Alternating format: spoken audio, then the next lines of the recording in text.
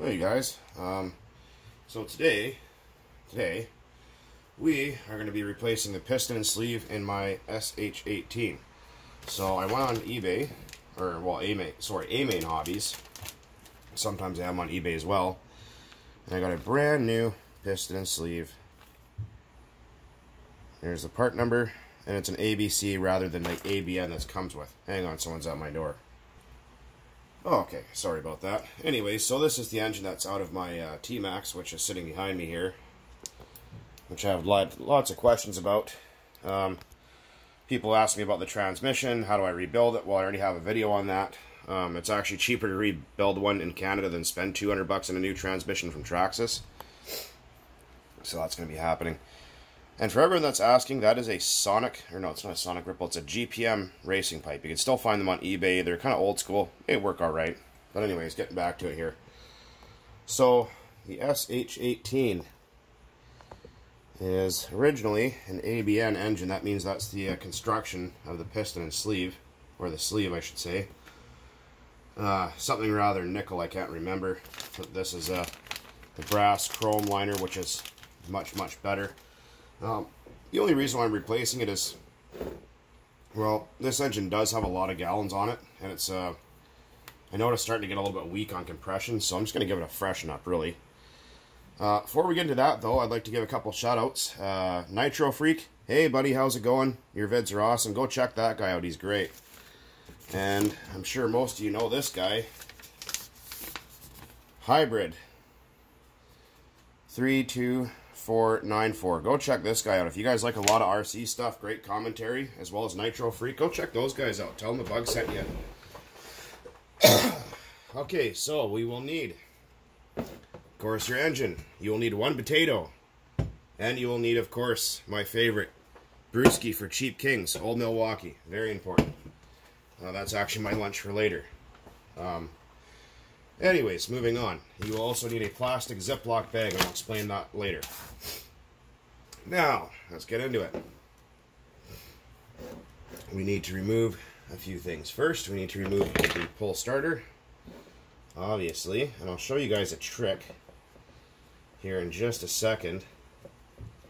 And let me explain something to you guys. Whoever the hell made that video of prying the piston and sleeve out with a screwdriver, I just want to say, if you watch my videos, you're a jackass.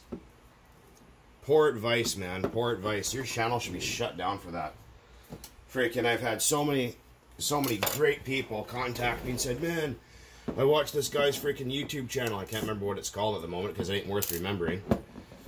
Oh, man, I was watching this guy's channel, and he showed me how to remove my piston and sleeve using a screwdriver, and I totally ruined my Novarossi or whatever else, and I'm like, no, this guy's a pleb, dude, seriously. Anyways, so there's a spring behind here, two of them. Obviously, I'm sure you guys are aware of that. Take a knife. Is allowed to show these on YouTube anymore? Anyway, so slip a knife in behind there, and when you take it off, that will keep, in case this plastic is kind of stuck to your starter shaft, it'll keep that from make your spring not go boing and fly all over the place. Excuse me. Right, moving on. So we're going to use a 2.5. Is that smaller? Yes, it is. It's been a while since I've had this guy apart. 2 millimeter. Remember that these are metric screws, so they will be in millimeters, not inches, for those of you that don't know any better. But yeah, I just want to say, whoever it is, I can't remember what your channel name is, that posted that video about how to remove a piston and sleeve using a flat screwdriver. And, you know, you just cost a bunch of people a lot of money, you jackass. You really did.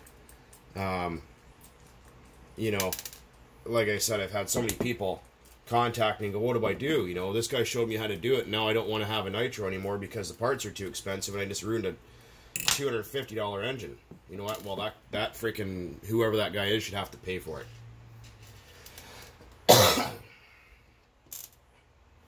Fuck, I ever saw that guy punch him in the head. Anyways, remove the back plate with your starter shaft and one-way bearing.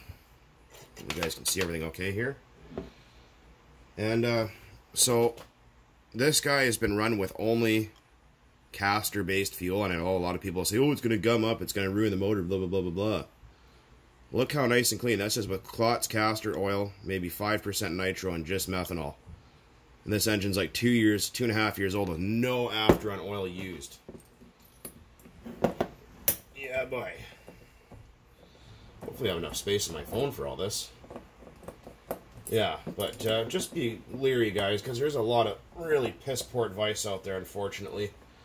And, you know, whatevs. I mean, I could go on forever about it, but there's really no point. Just be careful of what you're watching. Like I said, there's a lot of idiots out there that think they know what they're talking about, but have absolutely no clue. You know, that's just straight up BS. And to all my subscribers, hey, you guys are freaking awesome. Thank you, man. You guys are freaking the best ever. All of you. All of you are. Okay, so I remove our... You can see again how clean that is, just with running Klotz oil. Okay. So, this engine hasn't really been apart too many times, but it always comes apart real nice and easy. Here's our old sleeve. We'll bust out our new one here. And if I can get the bag open, I'll be doing friggin' awesome. Yeah, no, don't ever go prying at parts of metal, man. Just stupid. Just stupid. Okay, so we are going to be reusing the connecting rod here since there's nothing wrong with it. But as you can see the difference. This is an ABN sleeve. This is an ABC sleeve. These are better.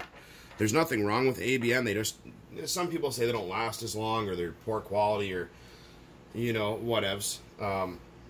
I've never had an issue with that personally, but like I said, this engine has seen a lot of gallons put on it.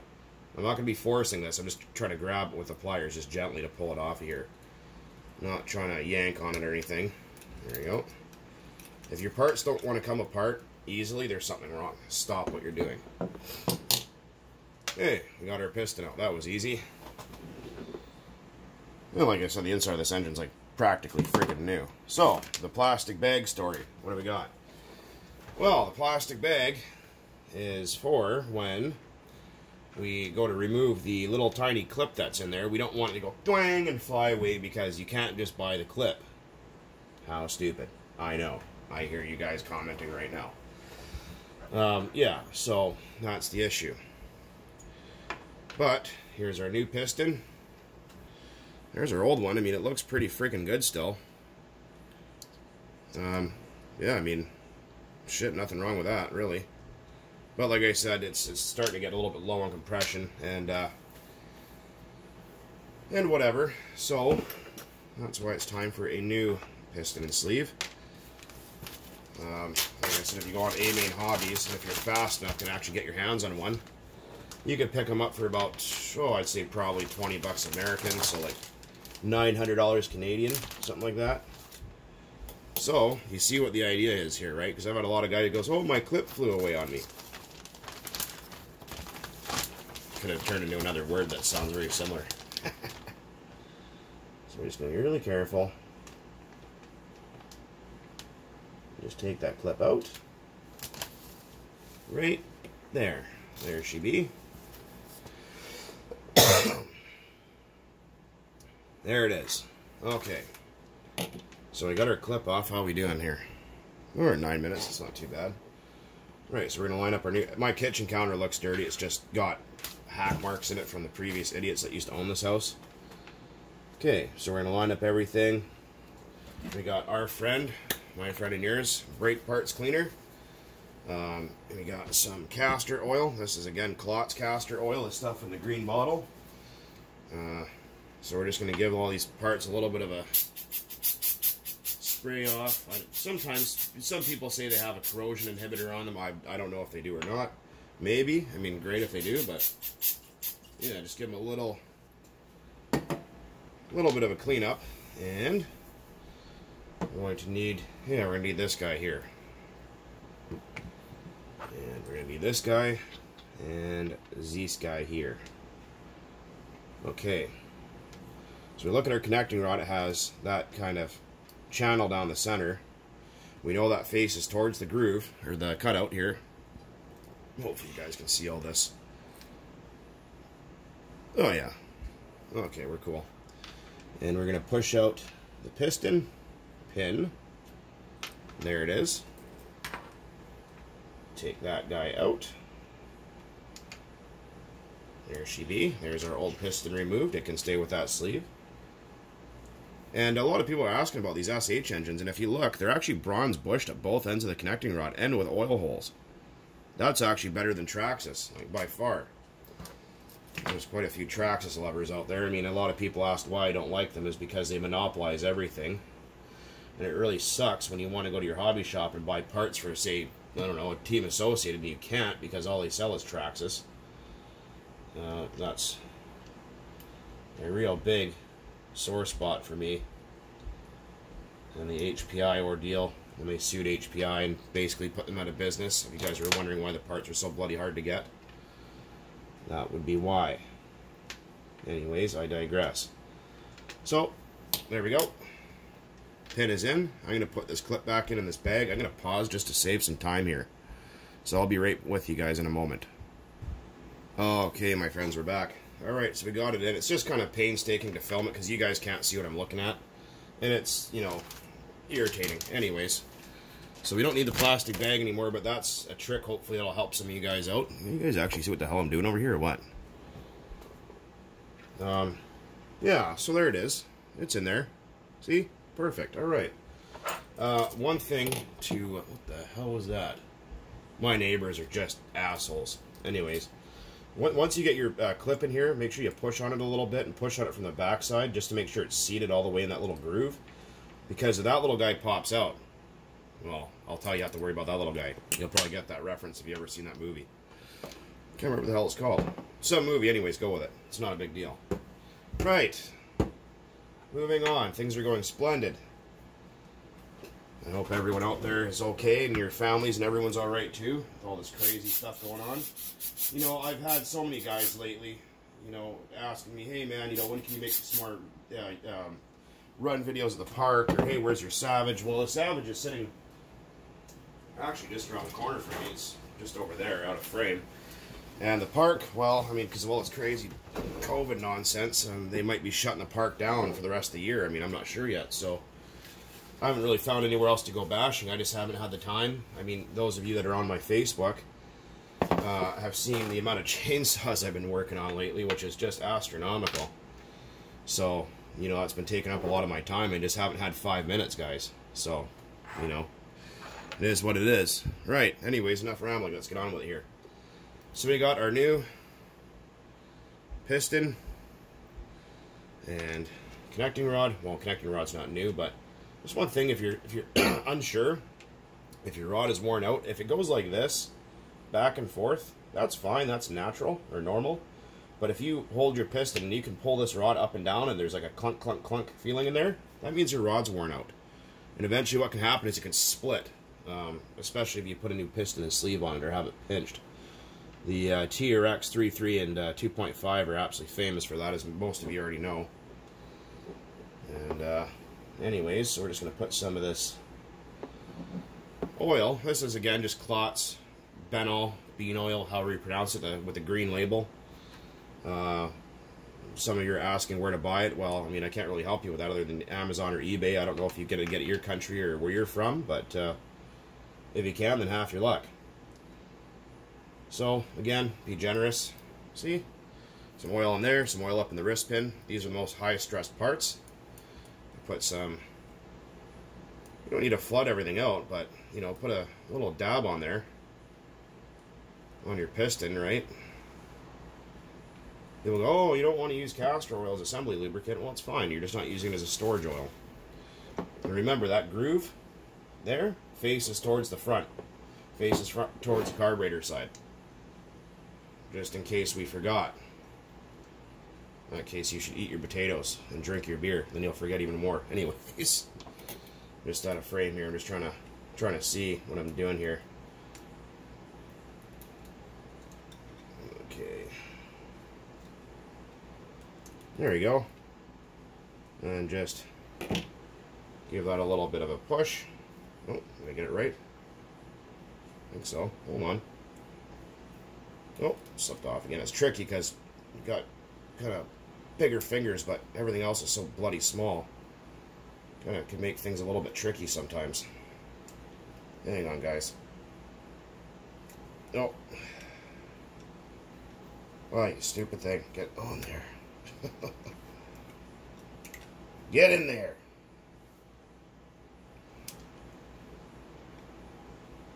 Hang on just a moment. Got the rod stuck in the case. Sorry about that, guys. Anyways, what I was doing was trying to put the connecting rod in the case, or on the crank pin, and it just got wedged in the corner there, and I was trying to get it out, and I was pissing around with it, so it happens. Not a big deal. And, you know, like I said, don't use metal tools, but if you're using just a pair of pliers to grab the rod on and off, that's fine. Don't go, you know, jamming and poking and prodding, and if it won't go together, forcing it, and, you know, take your time, pay attention. Very important. Okay, sleeve time. So we're going to put some castor oil. I will be doing a break-in video about this engine, probably at a later date. Maybe on the weekend if it's nice. Weather's been kind of crazy around here lately. It's been either so hot you don't want to go outside, or raining and crappy, so you don't want to go outside again. But anyways, we see our exhaust port. We know which way that faces. There's a little pin and a groove in the top of the sleeve. And we stick our sleeve into our block. Let's see here if we can point down there. You guys can see, and if you kind of fart around, sometimes you can reach down there with your little finger and just kind of help the piston point straight, and there she be. Right. And that little notch just lines up right there. You see that?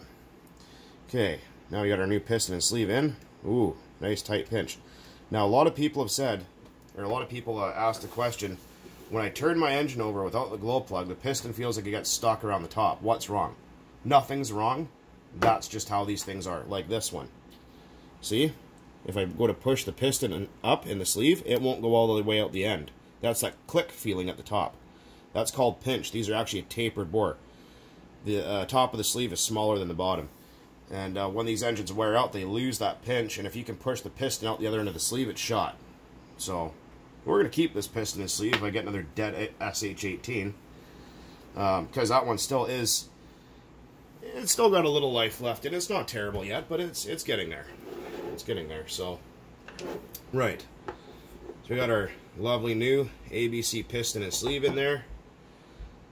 And we'll put our head button back on. We got our cooling head. Which way did this go? Pointed this way. So our head points like this. Anyways, yeah, I mean, if you guys like commentary, a lot of commentary videos, and just overall really good dudes, you know, there's lots of them out there. I mean, I can't name all of them, unfortunately, but definitely go check out, oh, come on here, freaking stupid thing. Go check out Hybrid, like I was mentioning, and Nitro Freak. That guy's a great guy as well. He's in the Nitro RC Enthusiast group. Like I keep mentioning, please go there. Check out my group as well. Nitro / diesel / gas RC and more. That's kind of pertains to anything gas or fuel related. So that's another group you guys can look at. But yeah, Nitro RC Enthusiast is a great group. I'm in there as an admin, so I'm sure most of you already know that are on my channel. Okay. Cylinder head is on. Oh, yeah. Wow, that's got tons of compression. Excellent. Holy cow. Okay, I'm going to just about pause here for a moment. One thing people say my starter shaft slips, or my one-way bearing slips. Well, I'll show you how to clean that up and fix it. No problem. Brake parts cleaner. One-way bearing. Clean it out. Take your sandpaper. Only where the one-way bearing sits, and just lightly buff it. Hang on, I'm going to pause, save some time here. Okay, we're back.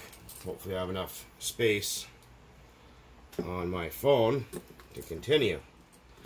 Someone else was asking, I can't remember what your name is, I know you're in the group, and about live streams. Well, I might be doing one of those soon. I'm just not sure exactly what I'm going to do it about. And other things, and a lot of people say, well, why don't you make longer videos, and why don't you upload more often, and blah, blah, blah. And here in Canada, we have internet caps, and really shitty ones at that.